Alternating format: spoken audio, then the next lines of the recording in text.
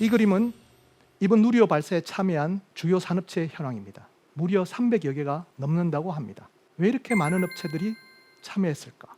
물론 발사체 기술은 많은 기술적 난제와 부품들이 필요로 하고 있기도 합니다. 질문을 바꿔보겠습니다. 왜 이렇게 많은 업체들이 참여할 수밖에 없었을까? 발사체 기술이 엄격한 기술 통제에 놓여 있다는 배경이 있습니다.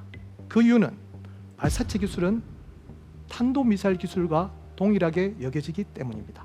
이를 우리가 미사일 기술 통제라고 부릅니다. 영어로는 MTCR이라고 부르지요. 우주 발사체 선진국들은 발사체 후발주자들이 발사체 기술을 가지지 못하도록 엄격하게 통제하고 있는 것입니다. 이번 누리호 개발 발사에서 이 많은 업체들이 참여한 이유는 주요 선진 산업국에서 우리가 부품 하나라도 수입할 수 없었고, 개발 과정에서 닥치는 어떠한 기술적 난제도 누구의 도움 없이 독자적으로 개발을 해야 된다는 그러한 절체절명의 사명감이 있었기 때문입니다.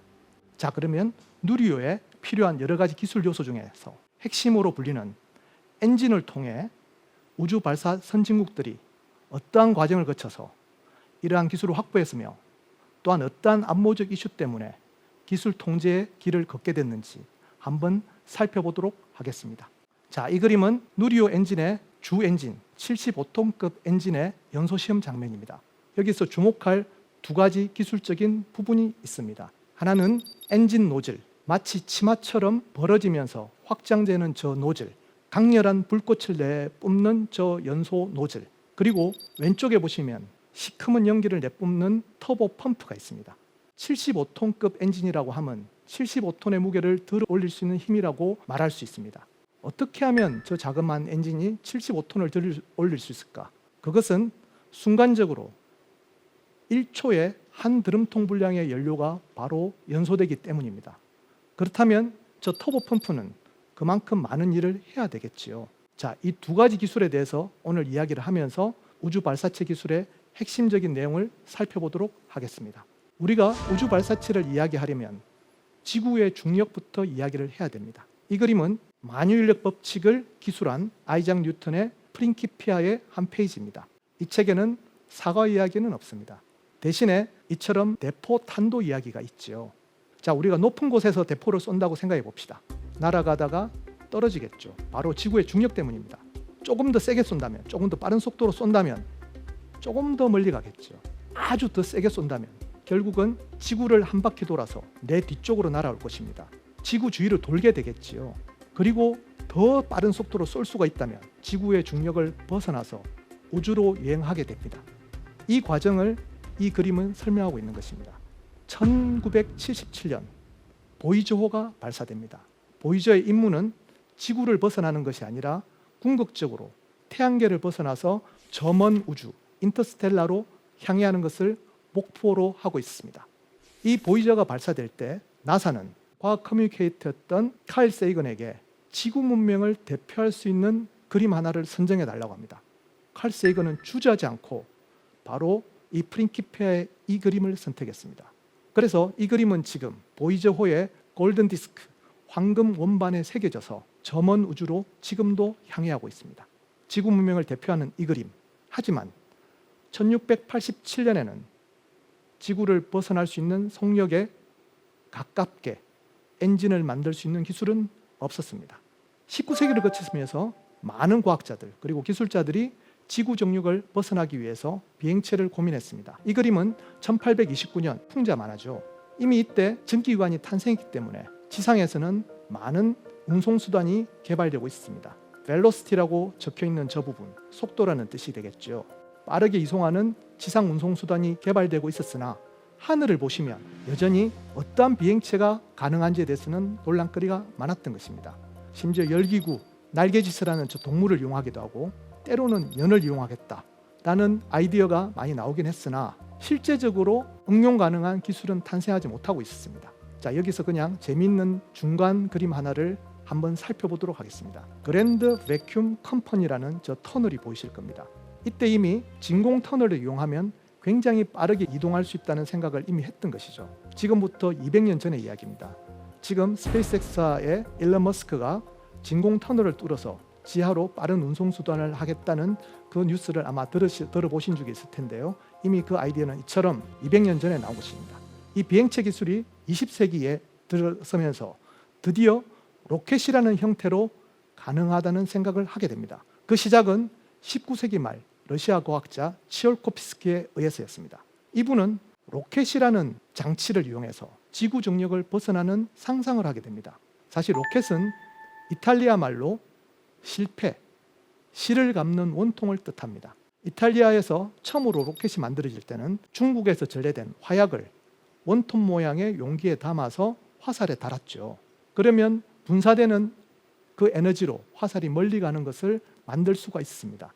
자, 이 로켓을 치올코프스키는 주목했습니다. 어떻게 주목하게 되었는가? 누리호의 총 중량은 200톤 정도가 됩니다. 그 중에 연료 그리고 산화제를 담는 그 무게는 180톤에 가깝습니다. 무려 90%가 추진제로 쓰이는 것이죠. 아까 말씀드렸듯이 1초에 1드럼통 정도의 분량을 소비한다면 로켓의 무게 감소는 순식간에 일어납니다. 반대로 생각하면 추진제의 입장에서는 계속 중량이 줄어들기 때문에 가속력이 굉장히 빨라집니다. 치올코프스키는 여기에 주목한 것입니다. 이것을 이용해서 로켓 방정식을 유도했습니다. 그래서 우리가 가진 엔진의 힘으로 충분히 우주에 도달할 수 있다는 결론을 내리게 됩니다. 자, 여기서 우리가 주목할 이 로켓 방정식이 유도된 이 그림에서 노즐이라고 부르는 부분, 확장되는 저 부분에 주목해 주시기 바랍니다. 저 부분은 우주 발사체 엔진의 핵심입니다. 우리가 노즐 그리고 제트라는 용어를 조금 이해할 필요가 있는데요. 노즐과 제트를 설명하기 위해서는 르네상스 시대의 보티첼리의 그림 비너스의 탄생을 보시면 되겠습니다. 비너스의 설화는 이렇습니다. 비너스는 바다에서 태어났죠. 바람의 신 제피로스가 바람을 불어서 비너스를 해변가로 밀어냅니다. 제피로스를 주목해 주시기 바랍니다. 제피로스가 한껏 입을 오므리고 바람을 불고 있습니다. 입을 오므린다는 행위, 유체의 통로가 좁아지면 좁아질수록 유체 속도는 빨라집니다. 우리가 화단에 물을 주는 장면을 생각해 봅시다. 고무호스의 입구를 오므리밀수록 물은 훨씬 멀리 가게 되죠. 속도가 빨라지기 때문입니다. 이렇게 만들어진 유동을 제트라고 부르고 이 오므린 입구를 노즐이라고 부릅니다. 그런데 이상합니다. 분명히 제피로스의 입처럼 입을 한껏 오므려야 속도가 빨라질 텐데 앞서 본 치올코프스키 그리고 누리호 엔진을 보면 오므려는 수축하는 동작이 아니라 오히려 확장되고 벌어지는 형태를 띠고 있습니다. 왜 그럴까요? 자, 1926년 처음으로 치올코프스키의 이론을 통해서 로켓이 만들어집니다. 이것은 1926년에 고다드라는 미국의 물리학자가 세계 최초로 만든 액체 로켓입니다. 여기서도 보면 분사 노즐이 벌어져 있죠. 이런 고민을 우리가 해결하려면 초음속 유동이 무엇인지를 알아야 합니다. 이 사진은 1887년 에른스트 마흐라는 학자가 날아가는 총알을 사진으로 촬영한 것입니다. 사실 우리가 일상생활에서 초음속이라는 속도를 실감할 일은 없습니다. 19세기 들어서 무기가 발달하면서 처음으로 탄환의 속도가 음속을 돌파하게 된 것이죠. 그때 지상에서는 소닉 붐이라고 부르는 충격파의 소리를 듣게 됩니다. 그 소리의 정체를 해명하기 위해서 에른스트 마크가 최신 사진 기술을 이용해서 날아가는 총알을 찍은 것입니다. 저 V자 모양의 파동, 저 파동이 바로 충격파가 되겠고요. 여기서부터 초음속 유동에 대해서 획기적인 연구들이 이어지게 됩니다. 그래서 우리가 초음속 유동을 말할 때 마크 1, 마크 2라고 부르는 것은 바로 에른스트 마흐의 이 초음속 유동에 대한 실험 결과를 기리기 때문입니다. 자, 그러면 초음속 유동은 우리가 알고 있는 일상적인 유동과 어떤 면이 다를까? 그것은 바로 노즐 모양에서 차이가 납니다. 이 노즐을 우리가 라발 노즐이라고 부릅니다. 라발이라는 엔지니어가 발견한 것이죠. 처음 시작을 할 때 우리가 알고 있는 상식과 같이 제피로스의 입과 같이 오므려집니다. 수축하면 속도는 빨라지죠. 그런데 이게 음속을 돌파하면 오므려서는 더 이상 속도가 가속되지가 않는다는 것을 이 무렵 사람들은 알게 됩니다. 이때 라발이라는 엔지니어는 역발상을 했습니다. 더 이상 오므리지 말고 오히려 팽창시킨다면, 확장시킨다면 어떤 일이 벌어질까? 이 모양이 바로 그 라발 노즐이 탄생하는 순간을 그린 것입니다. 수축되면서 초음속이 발생하는 그 구간부터는 확장을 시킵니다. 그런데 놀라운 일이 벌어졌던 것이죠. 오히려 더 속력이 가속이 됐습니다. 초음속 유동이 일반적인 우리가 알고 있는 유동과 다르다는 것이죠. 여기서부터 츠홀콥스키의 이론이 발달하게 되고 고다드의 액체 로켓 실험이 성공하게 되는 것입니다. 그리고 여기에 대한 이론적인 뒷받침들이 계속되면서 인간은 드디어 초음속 유동을 이용한 우주 발사체 기술을 확보하게 됩니다. 자, 여기서 우리가 의문을 품어야 될 게 있습니다. 초음속 제트기는 어떤 노즐 모양을 가지고 있을까요? 자세히 보시면 제트기 역시 오므리는 모양입니다. 제피러스의 잎과 똑같은 모양이죠. 그런데 어떻게 초음속을 달성할 수 있을까요? 이번 여름에 유행했던 탑건이라는 영화를 자세히 보시면 순간적으로 속도를 가속할 때 그 엔진 노즐은 팽창하는 모양으로 바뀝니다. 이것을 우리가 가변 노즐이라고 부릅니다. 그러니까 초음속 제트기는 초음속 아래의 속도와 초음속을 능가하는 속도를 둘 다 커버할 수 있게 설계가 된 것이죠. 우리가 알고 영화를 보신다면 훨씬 재미있을 것입니다. 자, 이렇게 엔진 노즐에 관한 문제, 엔진이 왜 그렇게 생겼는지에 대해서는 이해가 되었습니다. 그 다음 문제가 바로 시커먼 연기를 내뿜는 터보 펌프입니다. 스미소니안에 보관되어 있는 독일의 V2 로켓 터보 펌프입니다.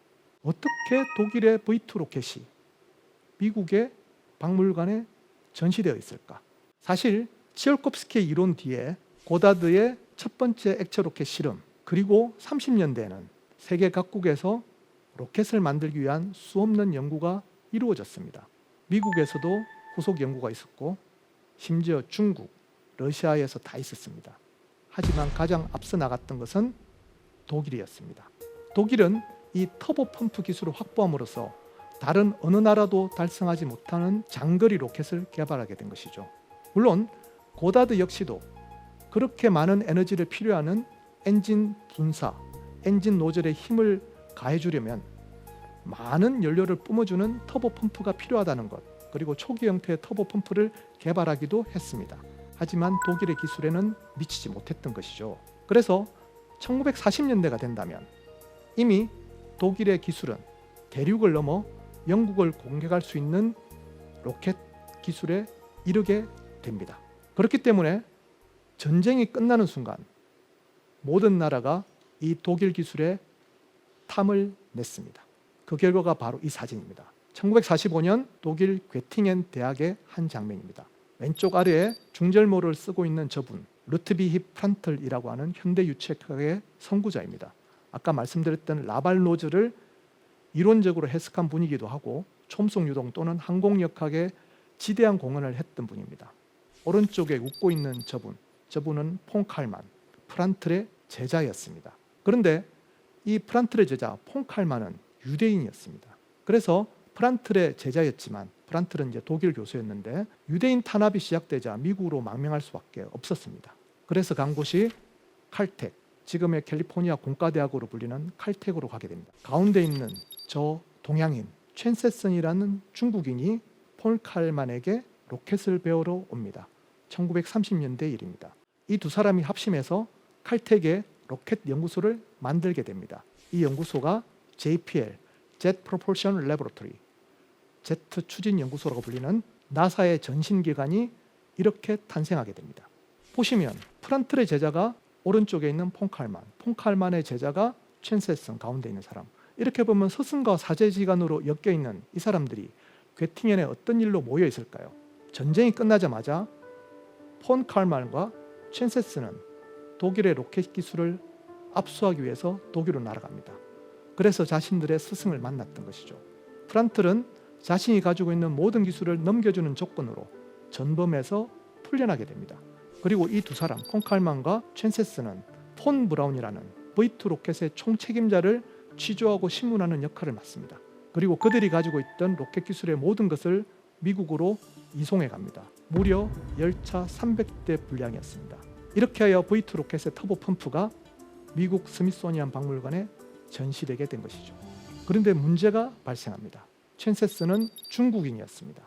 이때까지 첸세스는 미국 로켓의 총책임자였습니다. 그런데 1949년 중국이 공산화되고 1950년 중국과 미국이 한국 전쟁에서 맞붙게 되면서 중국은 미국의 적성국이 되었습니다. 이때 첸세스는 가택연금이 됩니다. 공산주의자라는 혐의였죠. 그것이 진실인지 어떤지는 아직까지 논란거리가 있겠지만 어쨌든 가택연금이 되었던 이 사실을 중국의 지도자 마오쩌둥이 알게 됩니다.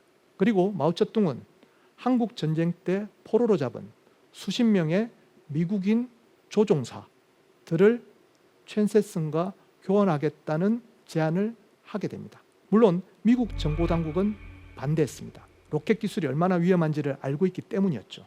하지만 미국의 대통령의 입장에서는 붙잡힌 포로, 조종사들을 돌려보내는 게 훨씬 더 급한 일이었습니다. 그렇게 하여 첸세스는 중국으로 가고 조종사들은 미국으로 돌아가게 됩니다. 1959년의 일입니다. 이후 10여 년간 첸세스는 놀랄만한 일을 벌입니다. 중국은 분명 과학으로는 후진국에 속했습니다. 하지만 첸세스는 미사일을 만들고 로켓을 만들고 대륙간 탄도미사일을 만들고 결국은 인공위성을 쏘아 올리는 일을 맡습니다. 1971년 더욱 놀랄만한 일이 벌어집니다. 유엔 상임이사국이었던 타이완이 유엔에서 나갑니다. 그 자리를 중국이 차지하게 되죠. 물론 여러 가지 국제적인 관계와 정치적인 외교 관계 등등이 얽혀 있겠지만 많은 사람들은 그 배경에 중국이 탄도미사일 기술을 가졌기 때문이라고 생각하고 있습니다. 그리고 미국은 적극적으로 중국에 구애를 합니다. 75년 닉슨 대통령이 핑퐁 외교를 통해 직접 베이징을 방문하지만 중국은 미국과 수교해 주지 않습니다. 78년 미국이 타이완과 단교를 하자 그제서야 중국은 미국과 수교를 하게 됩니다. 이를 보더라도 탄도미사일 기술, 즉 발사체 기술이 얼마나 국가 안보와 직결되어 있는지를 잘 알 수가 있는 것이죠. 자, 그러면 터보펌프의 기술을 갖다가 조금 더 자세히 살펴보기 위해서는 역시나 비행의 역사에 대해서, 비행기의 기술에 대해서 조금 더 알 필요가 있습니다. 자, 이 그림은 르네상스 지식인 다빈치가 그린 비행기계에 대한 스케치입니다. 다빈치는 화가이면서 예술가이면서 공학자이기도 하면서 과학적 발명가이기도 했습니다. 왼쪽 그림은 날아가는 새를 보니까 날개를 퍼덕거리는 것이죠. 만약 기계가 날개를 퍼덕거릴 수 있다면 하늘을 날 수 있다고 생각해서 고안한 것이 왼쪽 그림이고요. 오른쪽은 마치 헬리콥터처럼 뱅글뱅글 돌리는 날개가 있으면, 이것을 기계로 만들 수 있으면 날 수 있다고 생각한 것입니다. 굉장히 창의적인 생각 같지만 19세기를 지나면서 이 두 가지 아이디어 모두가 현실적으로 가능은 하지만 그렇게 효율적이지 않다는 것이 밝혀집니다. 그 이유는 첫 번째, 날개를 퍼덕거린다. 누구나 그렇게 꿈을 꿀 수가 있겠죠. 하지만 주위를 잘 보시면 작은 물체일수록, 작은 새일수록, 심지어 곤충으로 가면 날개를 퍼덕거리는 것을 볼 수 있습니다. 그런데 새의 크기가 커진다면 퍼덕거리는 것보다는 오히려 활강을 더 자주 하죠. 인간처럼 큰 물체는 퍼덕거리는 것은 오히려 불합리하게 됩니다. 이것이 19세기에 많은 과학자들이 증명한 방식이고요. 회전하는 날개, 굉장히 그럴듯한데요. 자, 우리 부채를 생각해 봅시다. 부채가 우리가 기울여서 움직이면 뜨는 힘을 우리가 느끼죠. 더 큰 힘을 받으려면 부채를 더 빨리 움직이면 됐겠다. 아닙니다. 빠르게 움직이면 빠르게 움직일수록 부채가 받는 뜨는 힘 못지않게 저항도 커지게 됩니다. 따라서 헬리콥터라는 생각은 굉장히 빠르게 움직이는 그 저항을 이기지 않고서는 절대로 실현될 수가 없는, 나중에나 실현될 수 있는, 당시로는 거의 불가능한 이야기입니다. 그래서 19세기를 지나면서 비행의 원리는 이렇게 정리가 됩니다. 차라리 퍼덕거리는 날개나 회전하는 날개를 쓰지 않고 고정하는 날개를 달고 프로펠러는 앞에 달아서 전진하는 힘으로 쓰자. 그렇게 하여 프로펠러라는 용어가 탄생한 것이죠. 프로펠러는 추진기라는 뜻이 되겠습니다. 그러니까 프로펠러를 양력에 쓰지 않겠다는 뜻이 되겠습니다. 이렇게 하여 비행기의 기본 원리가 탄생하게 되고 1903년 드디어 처음으로 라이트 형제가 비행기를 날리면서 인류는 비행에 성공하게 됩니다. 그 당시 많은 젊은이들이 비행체에 열광했습니다. 그중 한 사람이 비트겐슈타인, 우리가 잘 알고 있는 바로 그 철학자입니다. 이 비트겐슈타인이 얼마나 비행기 기술에 열광했는지는 이 사진에 잘 드러나 있습니다. 그는 영국으로 건너가 비행 기술을 익히기 위해서 대학에서 항공공학을 전공을 하게 됩니다. 여기서 볼 수 있듯이 이 연, 고정되어 있는 날개가 얼마만큼 뜨는 힘을 받는지를 연구했던 것이고요. 이 사진에서 오른쪽의 인물입니다. 이 비트겐슈타인은 프로펠러가 회전익이니까 고정익이 아닌 회전익을 전진하게 만드는 힘에 대해서 많은 연구를 해서 특허도 여러 개 제출합니다. 이만큼 당시의 기술들은 프로펠러와 고정익에 대한 기술로 정립이 되었던 것입니다. 그리고 엔진은 당시로서는 가장 효율적인 가솔린 엔진을 사용했지요. 자, 이렇게 비행의 시대가 열렸습니다. 그런데 문제가 발생합니다. 비행기는 높이 날아야 되죠. 높이 올라가면 갈수록 공기는 희박해지는 것입니다. 우리가 2000m, 3000m만 올라가도 숨이 가쁘듯이 엔진에서 공기를 흡입하는 장치는 더 이상 역할을 하지 못했던 것입니다. 이 문제를 해결하기 위해서 터보차저라는 장치가 만들어집니다. 공기가 희박하니까 공기를 압축해서 밀어 넣어야 될 텐데요. 그러려면 별도의 장치가 필요했던 것이죠. 그러려면 너무 또 비행기의 모양이 복잡해지게 되는 문제가 있었습니다. 이 문제를 해결한 것이 터보차저였습니다. 자, 여기서 오늘 우리가 여러 가지 과학 용어를 배우게 됐는데요. 처음부터 배웠던 것은 제트, 그리고 노즐, 초음속 이렇게 배웠습니다. 이번에 배울 용어는 터빈입니다. 주변에서 많이 듣는 용어죠. 터빈은 어떤 뜻이냐면은 흐르는 유체에서 힘을 받아 동력을 발생하는 장치를 터빈이라고 부릅니다. 대표적으로는 이 사진에 보이는 풍차가 있습니다. 그리스 미코노스는 이제 풍차로 유명하죠. 이 풍차, 어렵게 설명하면 풍력 터빈이라고 부릅니다. 바람이 날개를 돌려서 그 힘으로 발전을 하든지 또는 재분소의 동력으로 쓰게 되는 것이죠. 자, 수력 터빈도 있습니다. 물레방아가 수력 터빈이 되겠습니다. 그리고 스팀 터빈도 있습니다. 원자력 발전소에서 원자로로 수증기를 가열하면 발생하는 수증기로 터빈을 돌려서 발전을 하게 되는 것. 이것을 스팀 터빈이라고 합니다. 모든 것이 다 터빈입니다. 흐르는 유체에서 힘을 받는 장치. 자, 이것을 이용하면 공기를 압축할 수 있겠다. 그 생각이 바로 터보차저가 되겠습니다. 이 그림이 바로 터보차저의 메커니즘을 설명하는 얼개입니다. 자, 왼쪽에 보이는 저 빨간 저 부분이 터빈이고요. 같은 축의 오른쪽 반대에 보이는 저 부분이 압축기입니다. 자, 그러면 이 원리는 어떻게 작동하는 것인가? 가솔린 엔진은 당시까지만 해도 인류가 가진 가장 효율이 좋은 엔진이었습니다. 전기기관보다 훨씬 효율이 좋았지요.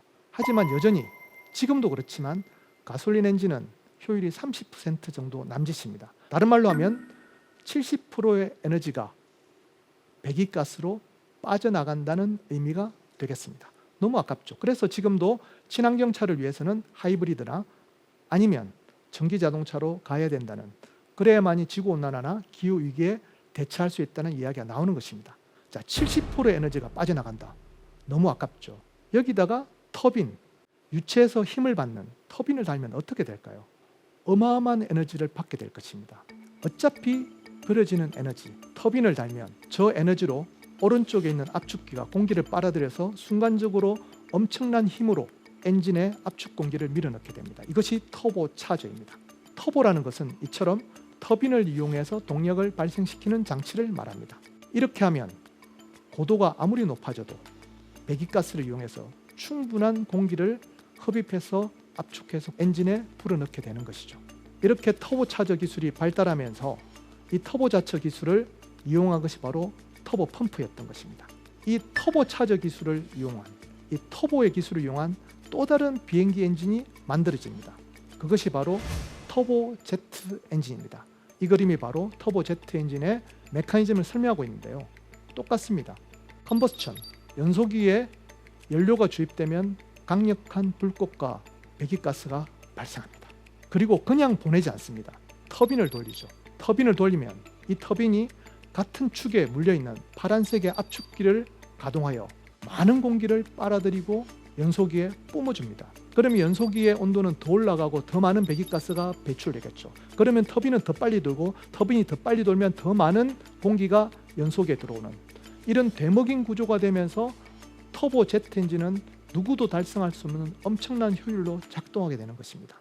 이 터보 제트 엔진이 이전에 쓰던 가솔린 항공기 엔진을 대체하게 되면서 30년대에 비약적인 항공기 기술이 발전하게 되었고, 이러한 터보 기술을 우주 발사체의 엔진에 연료와 산화제를 분사하는 장치에 쓰겠다라고 하는 것이 터보 펌프가 되었던 것입니다.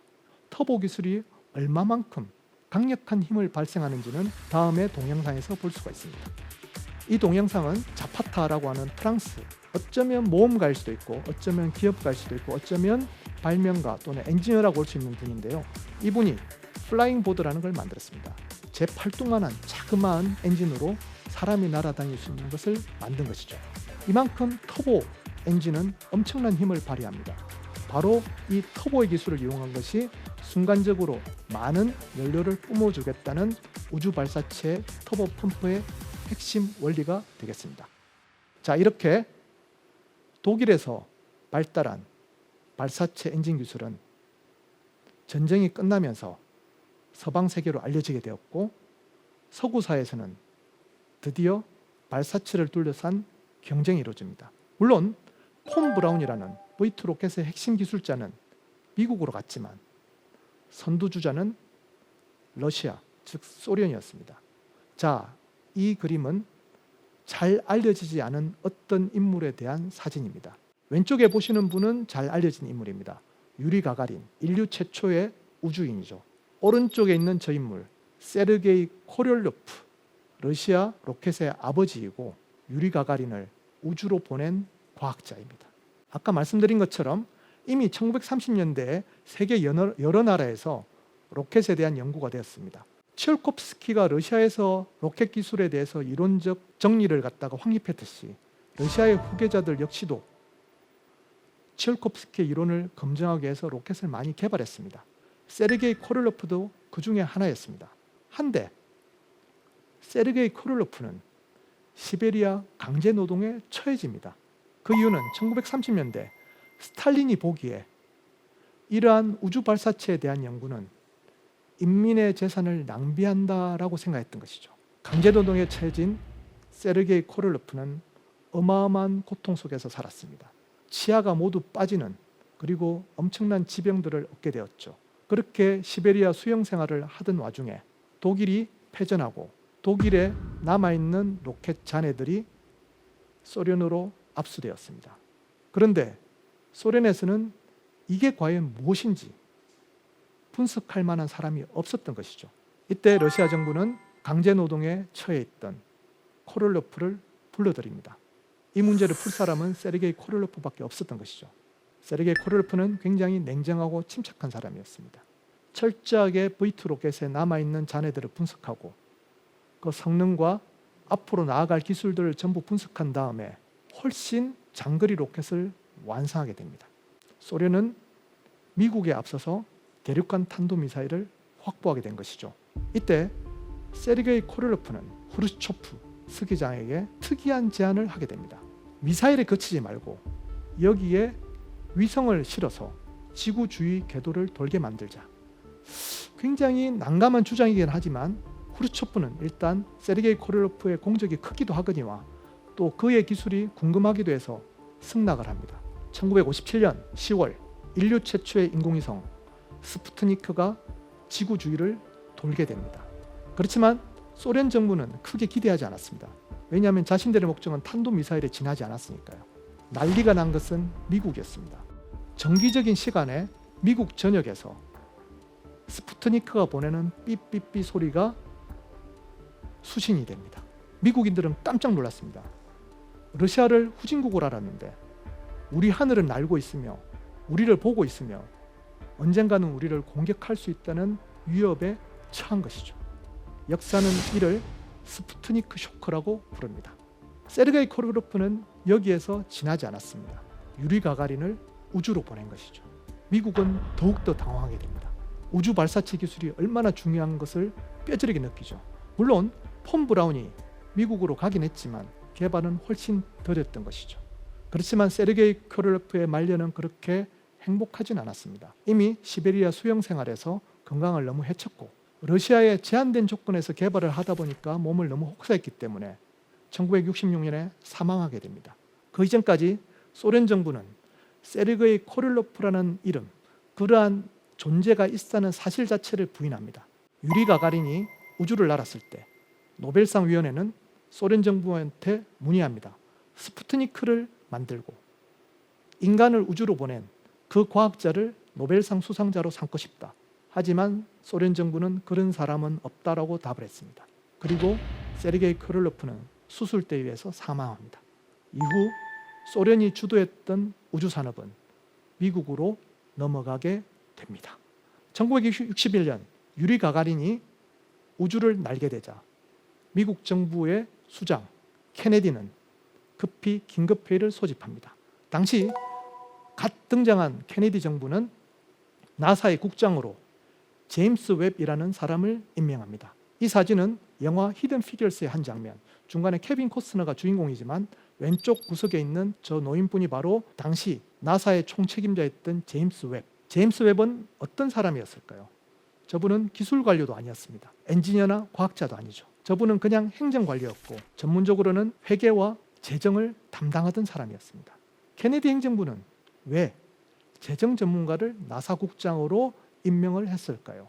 이미 스푸트니크 쇼크로 미국에서는 우주 발사체 기술을 개발해야 된다는 수없는 요구가 빗발쳤습니다. 하지만 엄청난 예산이 소요되는 이 문제를 어떻게 해결할지에 대해서는 정말로 해답을 내기가 힘들었습니다. 특히나 유리 가가린이 하늘을 나는 이후부터는 더욱더 추월해야 된다는 엄청난 압박에 시달리게 됩니다. 이때 나사는 놀랄만한 제안을 하게 됩니다. 한 번에 소련을 역전하는 방법은 사람을 달에 보내는 것이다. 그런데 그 예산은 미국이 보유한 금의 총량의 2배에 달하는 금액이었습니다. 너무나 큰 금액이었죠. 이것은 너무나 힘들다라고 생각했습니다. 제임스 웹이 케네디 대통령을 설득합니다. 우리가 흔히 생각하기에 거대 과학이라고 하면 독재자나 전제국가에서 가능하다고 생각할 수 있습니다. 마치 히틀러나 소련처럼 말이죠. 우리 미국은 다릅니다. 대통령이 바뀔 것이고 정권이 바뀔 것입니다. 그럼에도 불구하고 민주주의가 이 거대 과학의 도전의 위협에 직면해서 그 문제를 해결하지 못한다면 그것이야말로 민주주의의 위기입니다. 그것을 증명하는 것만이 민주주의 체제가 우월하다는 것을 보일 수 있습니다. 케네디 대통령은 그 말에 진심으로 공감을 했습니다. 1961년 이렇게 케네디 대통령은 달에 가자라고 선언을 합니다. 그런데 역시나 쉽지는 않았죠. 63년에 케네디 대통령은 암살이 되고 후속 대통령이 집권을 했지만 미국은 베트남전의 수렁에 빠지고 흑백 인종 갈등으로 사회 갈등이 극에 치달고 있을 때입니다. 61년에 아폴로 계획이 추진이 되었지만 아폴로 1호가 완성된 것은 67년에 이르렀습니다. 67년에야 첫 번째 아폴로선이 만들어졌지만 시험 발사를 준비하는 그 순간 화재가 발생합니다. 그리고 탑승한 우주인 3명이 그 자리에서 즉사하는 사고가 발생합니다. 비극이었죠. 여론은 끓습니다. 아폴로 우주 계획을 이렇게 많은 예산을 쓰면서도 이럴 수밖에 없는 아폴로 계획을 즉각 중단하라는 여론이 2배에 달합니다.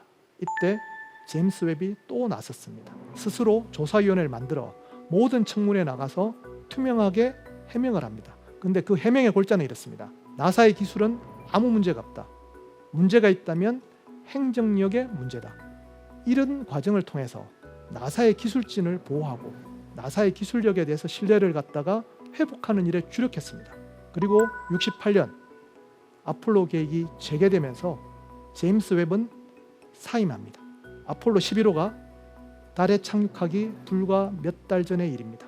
그렇게 아폴로는 달에 착륙한 것입니다.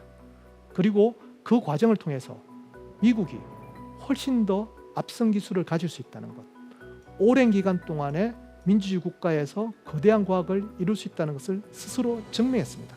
자, 작년 12월 25일 날 크리스마스 날 거대한 망원경이 우주로 발사됐다는 이야기를 여러분들은 알고 계실 것입니다. 이번 7월부터 그 망원경이 놀랄만한 사진을 보내왔죠.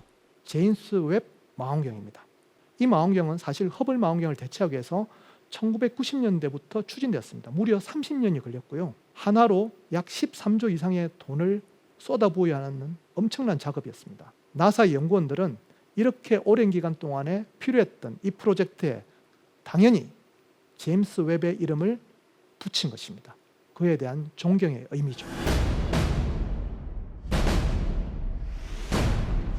자, 이렇게 아폴로 계획이 성공을 했지만 사실 후유증은 엄청났습니다. 왜냐하면 아까 말씀드린 것처럼 어마어마한 예산을 쓸 수밖에 없었거든요. 그래서 만들어진 것이 후속 발사체, 우주 왕복선, 스페이스 셔틀 사업입니다. 자, 이 사진은 스페이스 셔틀, 우주 왕복선의 메인 엔진의 분사 장면입니다. 특이한 점이 있죠. 시커먼 연기가 없습니다.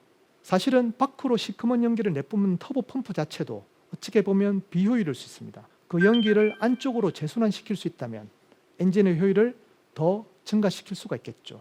시커먼 연기를 밖으로 내뿜는 엔진을 가스 발생기 사이클이라고 하고, 시커먼 연기를 안쪽으로 내뿜어서 밖으로 보이지 않게 하는 이러한 엔진을 다단연소 엔진이라고 부릅니다.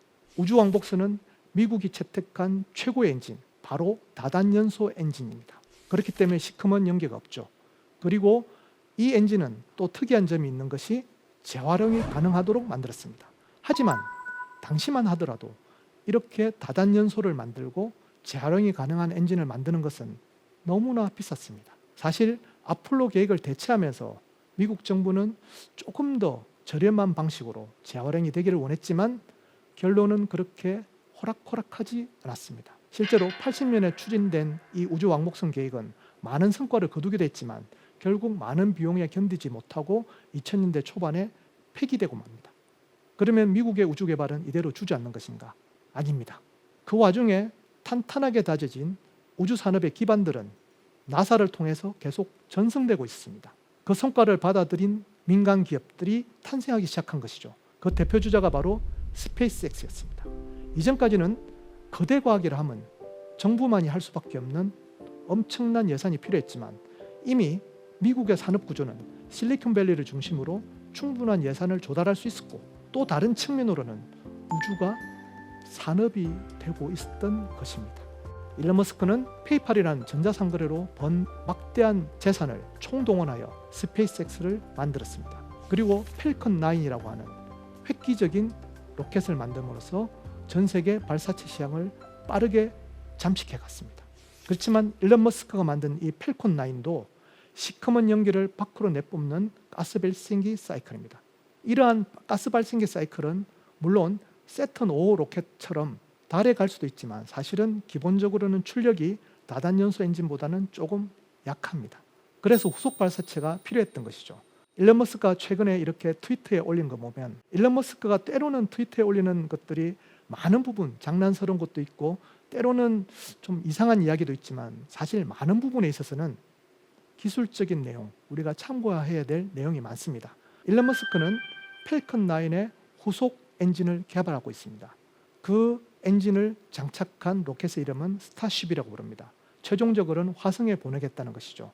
이렇게 강력한 엔진을 만드는 이 사이클은 다단연소 사이클을 채택하고 있고, 거기에 대한 언급을 이 트윗에서 하고 있습니다.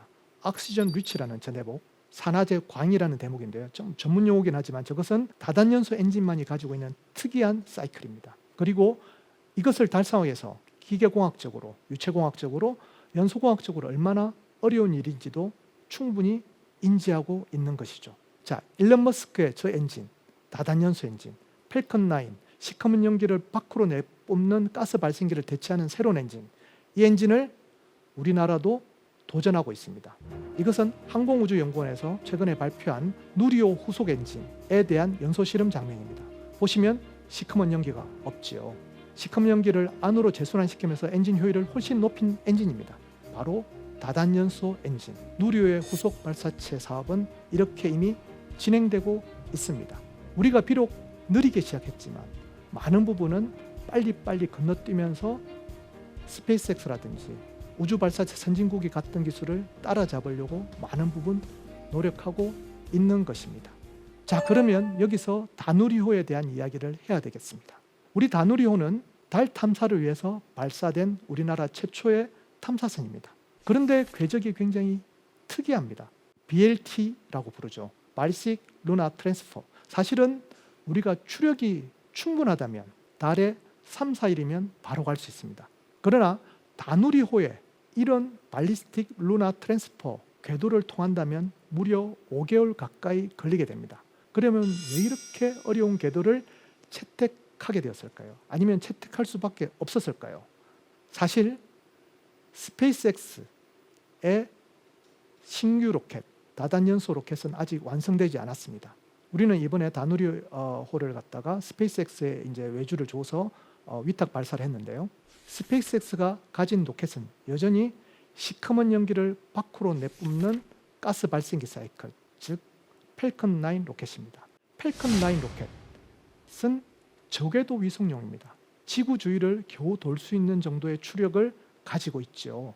펠컨 9 로켓은 이때까지 무려 150차례 발사되었지만 달 탐사선에 이용된 것은 이번이 두 번째입니다. 첫 번째 발사는 2019년에 시도되었고 달 착륙에 실패하면서 그 미션은 실패로 끝이 났고, 이번에 우리 다누리호가 성공한다면 펠컨 9으로 달 탐사에 성공한 첫 번째 사례가 될지도 모릅니다. 그런데 말씀드렸듯이 펠컨 9은 저궤도 위성 전용 로켓입니다. 추진력이 아무래도 약하지요. 그래서 채택한 것이 이 궤도입니다. 지구 중력을 벗어나기 위해서는 태양의 중력이 필요할지도 모른다. 굉장히 특이한 발상이지만 예전부터 이러한 연구는 진행되고 있습니다. 달을 향해 쏘지 않고 태양을 향해 쏜다면 어떻게 될까요? 지구 중력보다 태양 중력이 세지요. 그러면 태양이 다누리호를 잡아당깁니다. 그리고 가속하게 되겠죠. 이 가속력을 계속하다 보면 결국 다누리호는 태양에 충돌할 것입니다. 그러지 않고 중간에 궤도를 튼다면 태양으로 가속되는 그 힘으로 달에 갈 수 있죠. 지구 중력을 이미 이겼기 때문입니다. 이 궤도는 그것을 말해줍니다.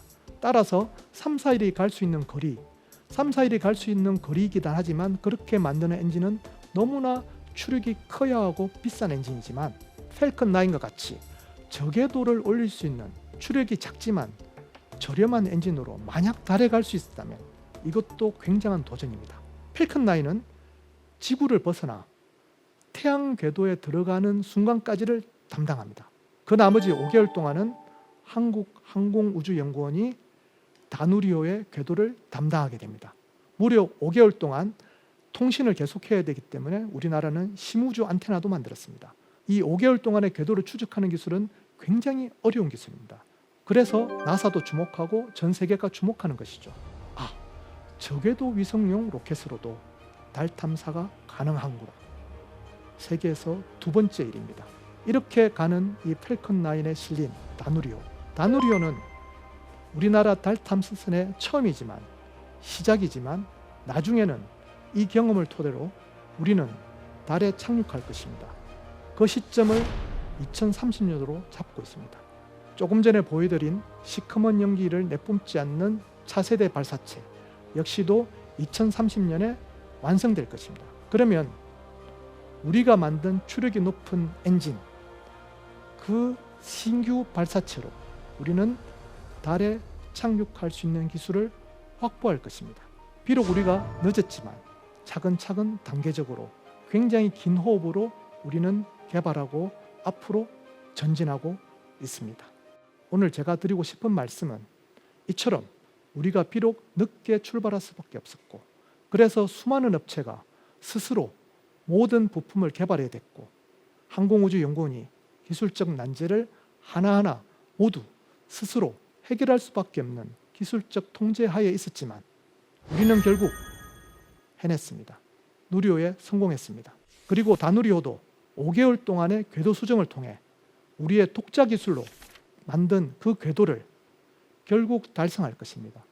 그렇게 된다면 이 두 기술이 결국은 결합하여 2030년에는 우리 손으로 달에 착륙하게 되는 것입니다.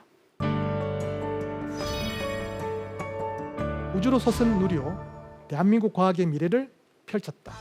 1969년 아폴로 우주선이 달에 착륙했을 때 동요 작가 윤석중 선생은 앞으로라는 동요를 지었습니다. 당시 대한민국의 현실로는 꿈도 꾸지 못했지만 미래 세대만큼은 우주에 대해 꿈꾸기를 간절히 바랬던 것이죠. 저는 이 노래를 들으며 자랐습니다. 누리호는 단순한 우주 발사체가 아닙니다.